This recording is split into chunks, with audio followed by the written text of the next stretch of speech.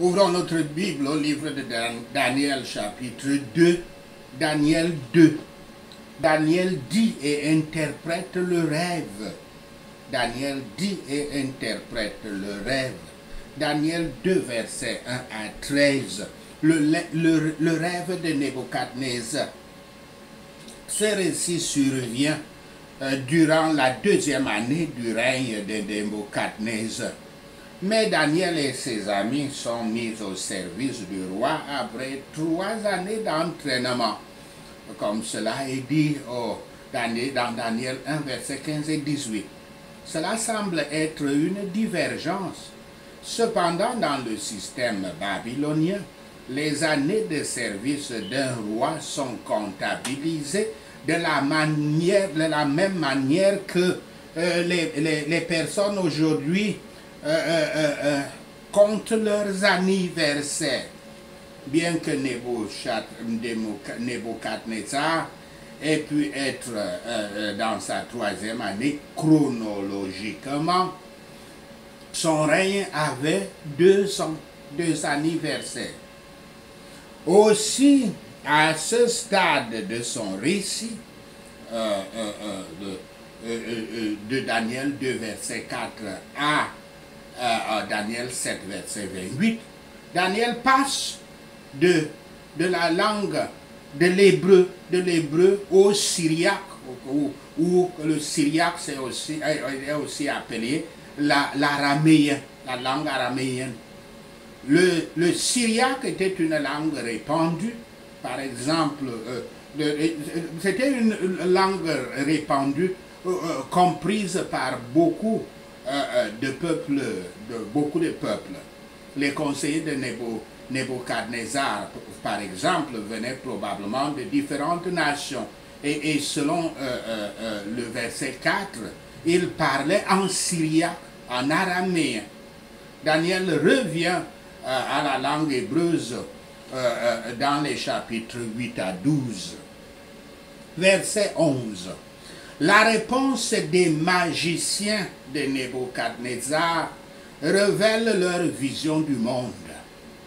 Ils perçoivent une séparation distincte entre les dieux et les hommes. De leur point de vue, les dieux habitent dans leur monde et il est de la responsabilité des humains d'aller vers eux.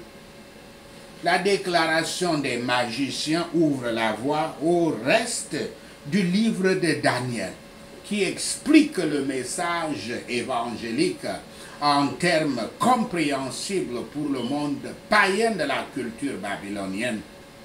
Daniel continuera à décrire comment Yahweh entre dans le monde de l'humanité pour sauver les hommes. Chaque histoire racontée à partir de maintenant montre comment Yahweh interagit avec le monde.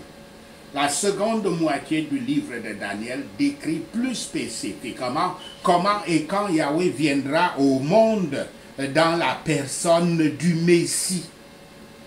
Versets 12 à 13. L'ordre du roi de mettre à mort tous les sages de Babylone inclut Daniel, Shadrach, Meshach et Abednego, qui étaient Anania, Michaël et Azariah. Cette crise apparente est divinement orchestrée pour créer une situation supposée impossible à travers laquelle le plan de Yahweh pour le monde sera révélé. Les plus grands sont les plus ouverts aux soucis, les plus exposés aux soucis et aux troubles de l'esprit qui troublent leur repos dans la nuit, tandis que le sommeil du laboureur, de l'ouvrier est doux et solide. Nous ne connaissons pas l'inquiétude de beaucoup de gens qui vivent en grande pompe et comme d'autres le pensent vainement, qu'ils vivent dans le plaisir aussi. Le roi a dit que ses savants doivent lui dire le rêve lui-même. Ou alors ils devraient tous être mis à mort comme des trompeurs. Les gens sont plus désireux de poser des questions sur les événements futurs que d'apprendre la voie du salut ou la voie du devoir. Pourtant, la connaissance préalable des événements futurs augmente l'anxiété et les problèmes. Ceux qui ont trompé en faisant semblant de faire ce qu'ils ne pouvaient pas faire ont été condamnés à mort pour ne pas être en mesure de faire ce qu'ils ne prétendaient pas faire. Daniel 2, versets 14 à 23, le rêve est révélé à Daniel. Daniel demande un peu plus de temps pour pouvoir faire ce que le roi a demandé. Même si Nebuchadnezzar venait d'accuser les magiciens de la cour et les sorciers de la cour d'avoir essayé de gagner du temps au verset 8, il semble qu'il respecte la requête de Daniel. Versets 17 à 18, Daniel et ses trois amis hébreux réalisent que c'est un défi divin auquel ils font face. Alors ils se tournent vers Yahweh pour plus de clarté. Ils font appel à lui pour la miséricorde et la sagesse. Et le fidèle Yahweh apporte la solution. Versets 22 à 23.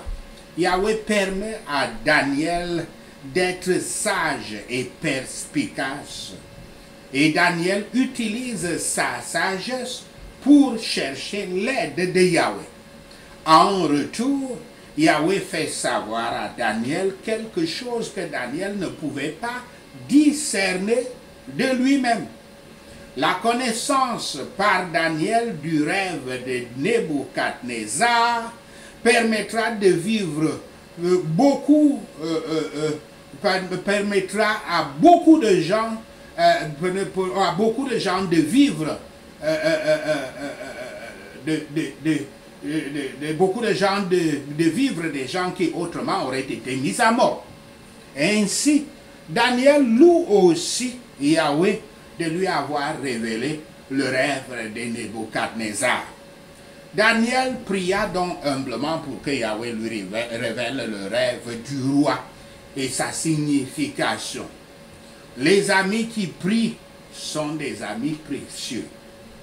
Et il devient bien le plus grand, bien le plus grand et meilleur, celui qui désire les prières des autres.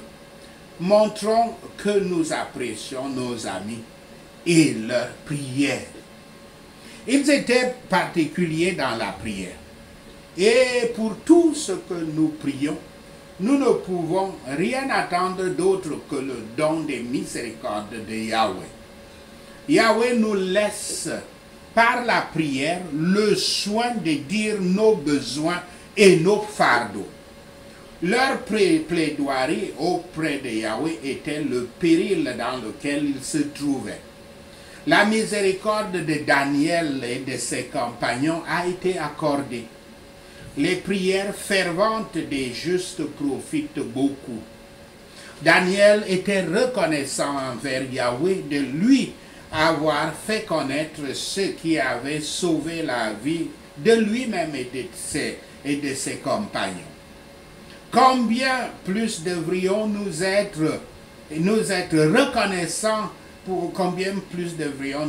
reconnaissants envers Yahweh pour avoir fait connaître le grand salut de l'âme à ceux qui ne sont pas parmi les sages et prudents du monde. Daniel 2, versets 23 à 30. Il obtient l'admission au roi, auprès du roi. Verset 20, il obtient l'audience. Verset 24 à 28. Quand Daniel est rappelé pour parler à Nebuchadnezzar, il accorde à Yahweh un crédit totale devant le roi. Daniel fait clairement comprendre qu'aucun humain, ni les hommes sages, ni les enchanteurs, ni les magistrats, les magiciens, ni les devins, n'auraient pu donner à Nebuchadnezzar la réponse qu'il attendait. Pourtant, son Dieu, Yahweh, est dans les cieux et peut révéler des mystères. Daniel élève l'attention de l'humanité vers Yahweh. Par Daniel, Yahweh fait savoir à Nebuchadnezzar qu'il est à l'œuvre dans le monde, révélant sa gloire. C'est le monde de Yahweh, le futur est sous le contrôle de Yahweh, et même la capacité de voir et de comprendre ce que dit Yahweh requiert une vision divinement inspirée. Versets 29 à 31. Le rêve humilie et effraie Nebuchadnezzar. Ce n'est pas un simple cauchemar qui résulte de l'indigestion ou d'une imagination active. Car je crois que vous savez très bien que les rêves comme les pensées ont trois sources. Notre propre imagination, le diable et ses démons impurs, et puis Dieu Yahweh, le Saint-Esprit, notre Seigneur Yahshua Christ. C'est une révélation divine. Ce n'est donc pas le produit de l'imagination active ou bien de l'indigestion quand ils vont dans le lit. Yahweh permet à Nebuchadnezzar de se confronter à un futur et qui n'est pas sous son contrôle, mais sous le contrôle de Yahweh. Comme Daniel continue à interpréter le rêve, Nebuchadnezzar recevra la première des nombreuses leçons concernant la souveraineté de Yahweh. Daniel enlève la confiance du roi à ses magiciens et devins. L'insuffisance des créatures devrait nous conduire à la toute-puissance du Créateur. Il y en a un qui peut faire cela pour nous et nous le faire savoir. Et nous faire savoir ce qu'aucun d'entre nous ne peut faire. En particulier l'œuvre de la rédemption et les desseins secrets de l'amour de Yahweh envers nous.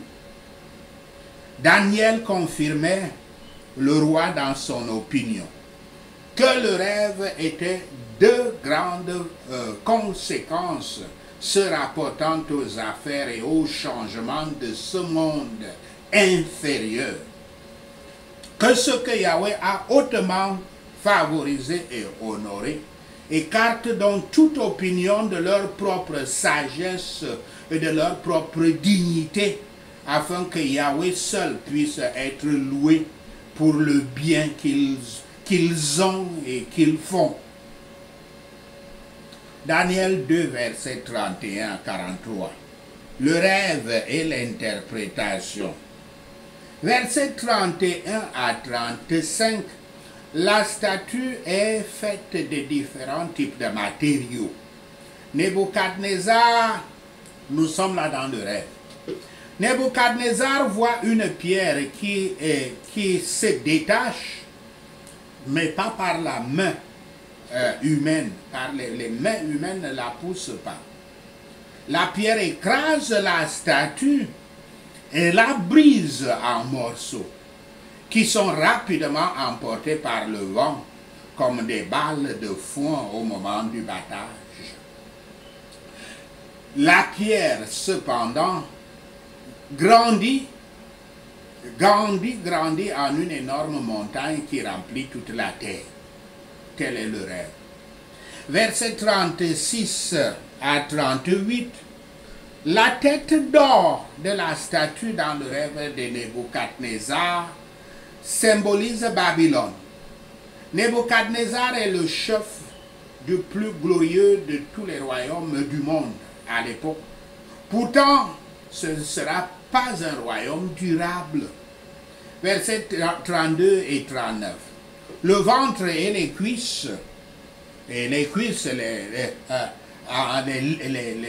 reins en laiton de la statue représentent la graisse. Tout comme les cuivres sont plus forts que l'argent, Alexandre le Grand dominera les leaders des Mèdes et des Perses et qui ont conquis Babylone. Pourtant, l'empire grec sera moins glorieux que l'empire perse. Versets 33 et 40 à 43. Plus fort encore sera l'empire romain, représenté par les jambes de fer de la statue. À un certain point dans le futur, les Romains se lèveront et conquériront tous les royaumes environnants. Encore une fois, il y aura une diminution de la gloire du royaume. En outre, ce quatrième royaume sera divisé. Les portions seront aussi fortes que le fer, mais les autres parties seront comme l'argile. Et le fer et l'argile ne se mélangent pas bien. L'imagerie est la plus appropriée. Comme il se trouve, le puissant empire romain manquera d'unité car il est en proie à des guerres civiles, des troubles sociaux et d'un relativisme moral. Verset 29. Les nations qui conquièrent Babylone, les Mèdes et les Perses, seront inférieures à Babylone. Elles seront plus fortes, mais pas aussi glorieuses. Daniel fait savoir à Nebuchadnezzar que ses jours sont comptés. Le royaume qu'il a établi tombera entre les mains d'autrui. Cette image représentait les royaumes de la terre et qui devaient gouverner successivement les nations et influencer les affaires de l'Église juive. Premièrement, la tête d'or signifiait l'empire chaldéen, Babylone, alors à l'époque au pouvoir de domination du monde, on peut dire. Deuxièmement, la poitrine et les bras d'argent signifiaient l'empire des Mèdes et des Perses. Troisièmement, le ventre et les cuisses de laiton signifiaient l'empire grec, fondé par Alexandre le Grand. Quatrièmement, les jambes et les pieds de fer signifiaient l'empire romain. L'empire romain se divisait en 10 royaumes, comme les orteils des pieds de la statue. Certains étaient faibles comme l'argile, d'autres étaient forts comme le fer. Les efforts ont souvent été utilisés pour les unir, pour renforcer l'empire, mais en vain. La pierre découpée sans la main d'homme représentait le royaume de notre Seigneur Yahshua, le Messie, qui devait être établi dans les royaumes du monde, sur les ruines du royaume de Satan en eux. C'était la pierre que les bâtisseurs refusaient parce qu'elle n'était pas découpée par leurs mains, mais elle était devenue la pierre angulaire de l'édifice. Il n'y aura pas de fin pour la croissance du gouvernement du Christ et de la paix. Seigneur, le Messie régnera non seulement jusqu'à la fin des temps, mais quand le temps et les jours ne seront plus. En ce qui concerne les événements, l'accomplissement de cette vision prophétique a été la plus exacte et la plus indéniable que jamais. Les âges futurs verront cette pierre détruite. Les âges futurs verront cette pierre détruire l'image et remplir toute la terre. Daniel 2, versets 45 à 49. Honneurs à Daniel et à ses amis. C'est notre devoir de diriger l'attention des gens sur Yahweh en tant qu'auteur et donateur de tout bon cadeau. Beaucoup de ceux qui ne peuvent pas servir Yahweh eux-mêmes ont quand même dépensé sur le pouvoir divin, le pouvoir et la majesté divine. Mais tous devraient s'efforcer afin que Yahweh puisse être glorifié et les meilleurs intérêts de l'humanité soient promus. Sachez ceci, et le Seigneur Yahweh vous bénira. Prenons ces points de prière.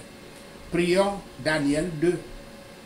Comme le rêve qui troublait le roi, et il leur demandait ce qu'il était et signifiait, Père Yahweh fait que les magiciens, les enchanteurs, les sorciers et les astrologues exposent la tromperie et la faiblesse de leurs ruses humaines au nom de Yahshua le Messie. Yahweh Shaphat, notre juge, fais honte aux charlatans de ton Église au nom de Yahshua le Messie. Éternel, demande-leur de dire ce que tu as mis dans le rêve d'un roi et de l'interpréter. Sinon, ils seront réduits en morceaux et leurs maisons transformées en tas de décombres. Au nom de Yahshua le Messie. Juste Yahweh. Défie-les de dire le rêve et de l'expliquer. Et ils recevraient des cadeaux et des récompenses et un grand honneur. Au nom de Yahshua le Messie. Seigneur Yahweh, expose les charlatans, les sorciers, les magiciens de ton Église, afin que tout le peuple puisse voir leur méchanceté au nom de Yahshua le Messie.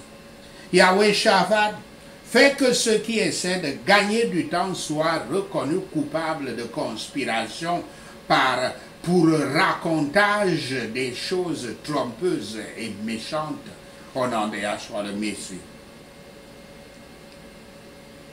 Comme ces astrologues reconnaissent leur impuissance, accusant la demande d'être trop difficile, Yahweh Shaphat expose leur Dieu démoniaque au nom de Yahshua le Messie. Parce qu'ils blasphèment quand ils affirment que leurs dieux démoniaques sont ton Saint-Esprit. Yahweh Shaphat, condamne-les en conséquence dans ta colère au nom de Yahshua le Messie. Yahweh Kana, le jaloux, fait que leur blasphème te rende tellement fâché et furieux que tu ordonnes leur exécution au nom de Yahshua le Messie.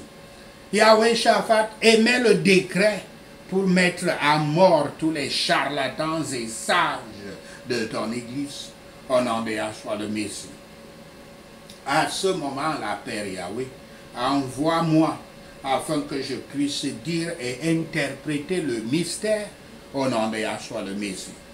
Envoie-moi, Seigneur Yahweh, afin que je puisse résoudre l'énigme que les méchants ne peuvent pas résoudre au nom de Yahshua le Messie. Envoie-moi, Yahweh Raphat, notre guérisseur, pour délivrer les âmes qui sont impossibles à délivrer pour les charlatans de ton Église. Au nom de Yahshua le Messie, je plaiderai de ta part, Dieu des cieux, la miséricorde sur le mystère, afin que je ne sois pas exécuté avec le reste des sages, au nom de Yahshua le Messie. Dans une vision ou un rêve de la nuit, une révélation ou toute autre forme de communication, Yahweh Ezer, notre aide, révèle-moi le mystère, alors je te louerai, Dieu des cieux, au nom de Yahshua le Messie. Louange soit au nom de Yahweh pour toujours et toujours. La sagesse et la puissance sont à lui, au nom de Yahshua le Messie. Yahweh change les temps et les saisons. Il renverse les rois et élève les autres, au nom de Yahshua le Messie.